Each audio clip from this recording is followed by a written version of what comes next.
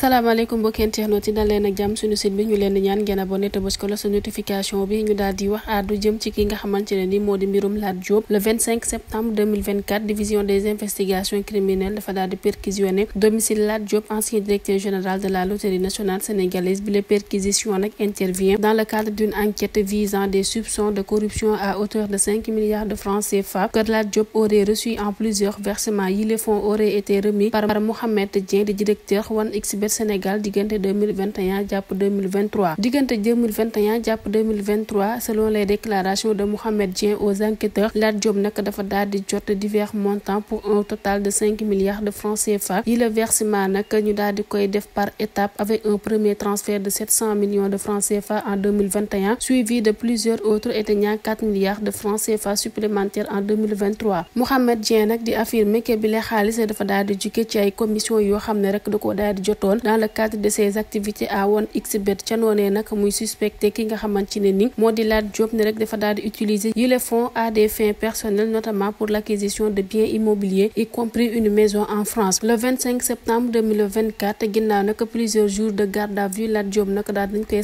escorté par les enquêteurs à son domicile situé dans le quartier des Maristes à Dakar bi la perquisition nag daal di viser trouver ay preuves matérielles corroborant les soupçons de corruption et de détournement de fonds waaye nag mu mel ni amul benn preuve directe boo xam ne rek daal dinañ koy découvrir sur les lieux Lat Diop nag ñu daal di koy accuser ne rek dafa daal di détourner ay fonds publics utilisés bi la xaalis nga xam ne da koo daal di recevoir ci Mohamed Dieng pour acquérir des biens en particulier à l'étranger bi la enquête nag daal di am ngir établir yu fekkee yi les transactions dafa daal di lié ak enrichissement personnel durant son mandat à la tête de la LONASE en parallèle yi les autorités nag daal dinañuy examiner la gestion des finances publiques par Lat Diop lorsqu'il dirigeait cette institution cherchant d'éventuelles irrégularités dans l'administration des fonds publics bien qu'une confrontation diggante Lat Diop ak Mohamed Dieng soit prévue pour éclaircir davantage les faits elle n'a pas encore eu lieu en raison de l'absence de Mohamed Dieng à Dakar au moment de l'enquête yeneeni témoins lu ci mel ni ancien secrétaire général de la LONASE daal dina leen di déglu dans le cadre de cette affaire ngir rek fournir plus d'informations sur la gestion des fonds sous Lat Diop mu mel nag l'enquête bi daal dinay poursuivre avec la volonté des autorités de déterminer si ces transactions financières constituent des preuves suffisantes d'un enrichissement illicite de la part de l'ancien directeur de la LONASE mu mel nag ki nga xam ne moo di Lat Diop nag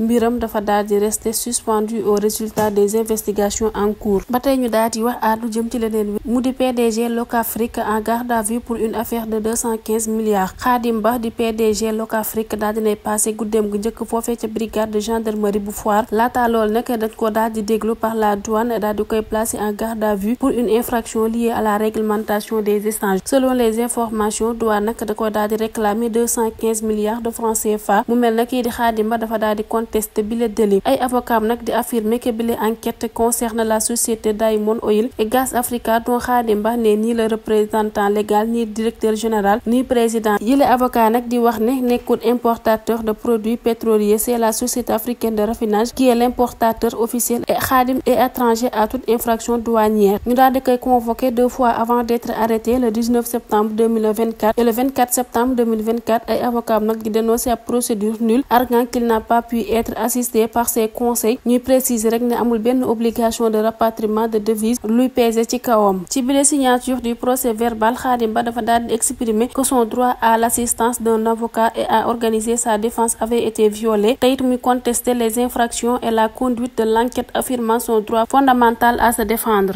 ñu daal di wax ba léegi àddu ci mbirum ki nga xamante ne ni moo di Lat Diop mu mel nag ay partisans daal di nañuy dénoncer ab vendetta politique tey di exiger sa libération immédiate ancien ministre des sports ex-directeur général de la loterie nationale sénégalaise di Lat Diop nag nekk jamono yi ci loxo yi yoon te it ñu daal di koy accuser d'une présumée corruption moom nag la ay partisans di défendre niki démb ci àllarba gi ay partisans Lat Diop nag dañoo daal di organiser ab conférence de presse foofee ca Guédiawaye ngir dénoncer ne rek dañoo daal di considérer comme une arrestation arbitraire ki nga xam ne moo di Lat Diop ñoom ñooñee nag daal di nañuy alerter l'opinion publique sur la situation injuste bi nga xam ne rek kii di Lat Diop moom lay subir ci bi la rencontre avec la presse qui a réuni plusieurs sympathisants militants et partisans Lat Diop l'ancien directeur général de la LONASE daal dinañ koy innocenté par un beau monde déchaîné qui ne réclame que sa libération ancien directeur général de la LONASE nag ñu daal di koy soupçonné d'avoir reçu une somme de 5 milliards de francs CFA de la plateforme de paris en ligne 1xBet Sénégal bi la somme nga xam ne rek kii di Lat Diop daal dina koy recevoir de manière non justifiée placée en garde à vue depuis plusieurs jours à la division des investigations criminelles. Ancien ministre bi nag fait face à de graves accusations de détournement de fonds publics et de blanchiment d'argent. ca noonee nag ay partisans daal dinañuy pointe de doigt ab vendetta politique mi vise rek ternir l'image d'un homme qualifié d'intègre et dévoué au service de la nation te it ñuy soutenir que yile accusations sont infondées di fàttali rek succès de l'ancien ministre notamment lors de son passage à la tête de la LONASE. De plus yile sympathisants Lat Diop nag di souligner contexte politique actuel bi nga xam ne rek ñi ngi jëm ci élection législative bu 17 novembre te ñoom ñooñee nag ñuy estimer que bile arrestation Lat Diop nag ab manœuvre pour intimider les figures politiques de l'ancien régime de Macky Sall la di accuser directement le premier ministre Ousmane Sonko d'être à l'origine de cette persécution te it ñuy dénoncer également l'absence de confrontation diggante Lat Diop ak Mohamed Dieng mi nga xam ne malgré ces accusations ne s'est pas encore présenté devant la justice. Partisan Lat Diop nag di exiger sa libération immédiate di affirmer rek seen leader bi est victime d'un acharnement politique te it ñuy woo les autorités et l'opinion publique ci ñu jël seen ci ñu prendre conscience bi la injustice te it di agir pour la fin de cette persécution injustifiée.